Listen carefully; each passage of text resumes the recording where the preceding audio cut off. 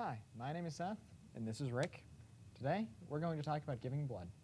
We're going to start off with a quick interview with Rick here, and then we're going to follow him through a day of giving blood. So on to the interview. How many times have you given blood, Rick? Honestly, I've only given blood once so far. I plan to give blood many more times in the future. All right, that's pretty good. Why do you start giving blood in the first place?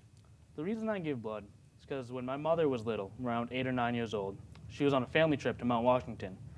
And while on leaving the mountain, there was an accident. She fell out the back window of the car, didn't have her seatbelt buckled, didn't have to back then.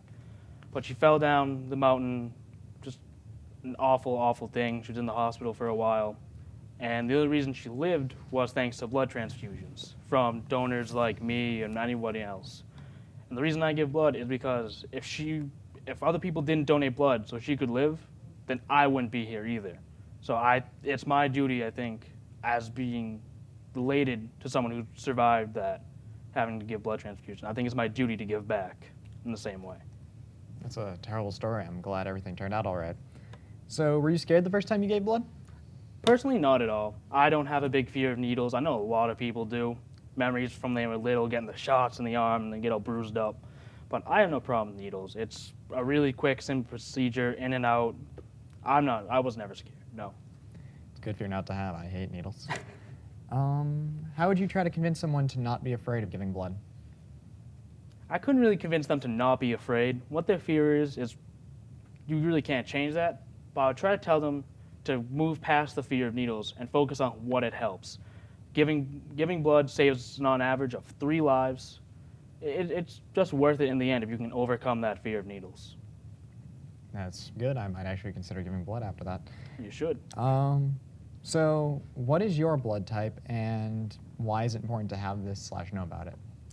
My blood type is O negative, and that's great because that means I'm a universal donor. When someone's in the emergency room after a horrible accident and they don't know their own blood type or no one else does, they can just start pumping them with O neg immediately and it'll work, though their own blood type works best. It's universal donor. It helps save lives all the time. I really think it's important for everyone to know their blood type for that kind of situation. If there's an accident, tell people about it. It'll help you in the long run to know your own blood type, and the best way to find out is to donate blood. So being an O negative must make you a valuable commodity of sorts. That it does.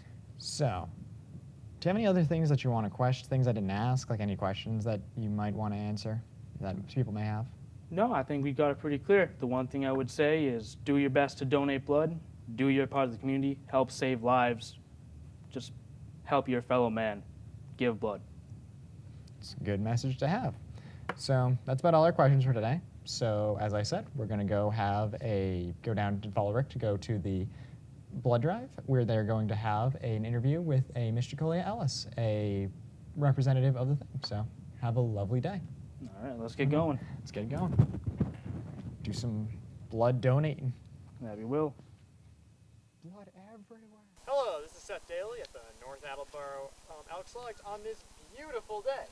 Today, we're here with the Red Cross. We're going to follow my associate Rick here through the process of giving blood. Then later, we have an interview with Miss Jacolia Ellis, a spokesperson from the Red Cross. So, let's get started. So, while Rick's away giving blood, I am here with the Red Cross spokeswoman, Jacolia Ellis. Hello, Jacolia. Hi, how are you doing today, Seth? I'm good. I'm just going to talk to a few questions about the Red Cross and donating blood. Absolutely. We're happy to tell you anything you want to know. All right, so, first question. What are some of the benefits for giving blood? Well, when you give blood, you help a patient that needs that blood. Giving blood is a life-saving thing that you can do for neighbors, family members, other people in your community. It's a community responsibility.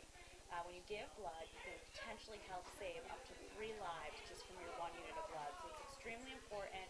Blood helps, trauma patients who are involved in a car accident, maybe a fire. It also helps those with diseases like cancer that need it with their chemotherapy treatment. So it's extremely important to give blood and help patients in need. Okay. That's amazing. That's a lot. I didn't know it was that big of a deal. All right, so you mentioned this, but who are some of the people are you helping by giving blood? Well, I've seen the face of some of the patients that we're helping, and sometimes it's, children, small children that maybe have cancer or a blood disorder that need that blood to stay alive. I've heard of babies that have needed blood, all the way up to adults, someone who's involved in an accident and has never had any medical issues until that one fateful day that something happens. But then also adults might need that blood, elderly folks. It's really, everyone needs it. You never know when yourself or your family member or friend might need that blood. Sounds like a really big deal. So, to start giving blood, who should you call? Any appointments you have to make? What should you know?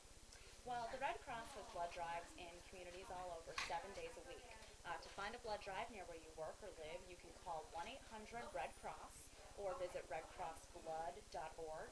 To find a blood drive near you, you can do a simple zip code search, and you can find one in your community.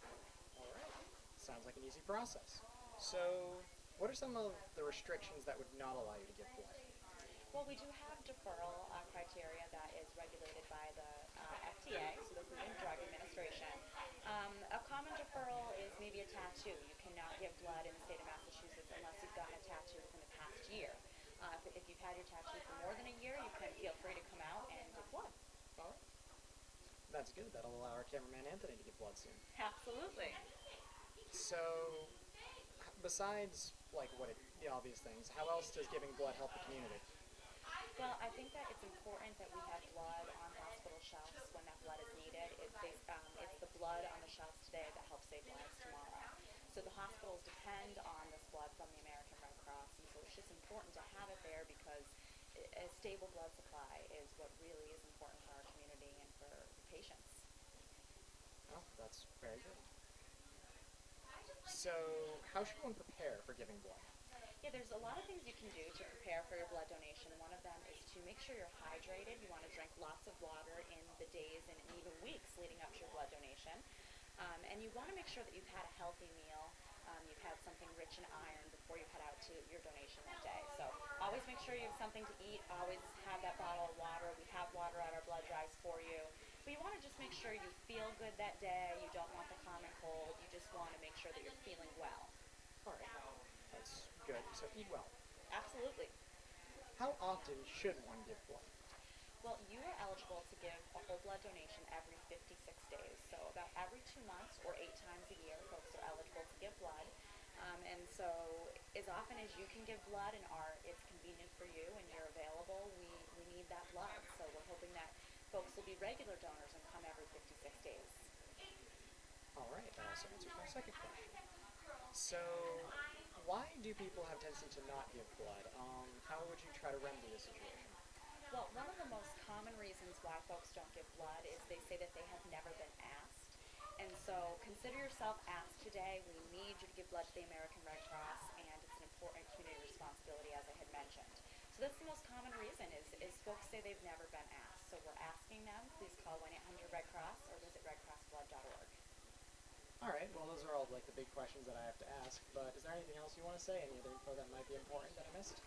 Well, I just want to say that, again, I've seen the faces of the patients that need this blood, and their stories are amazing, and blood really does help save lives. So we're encouraging college students, family members, anyone to come out and find a Red Cross blood drive near them and help save lives. It's easy, it's convenient, and we try and make it easy for you because we need people to come out and give blood.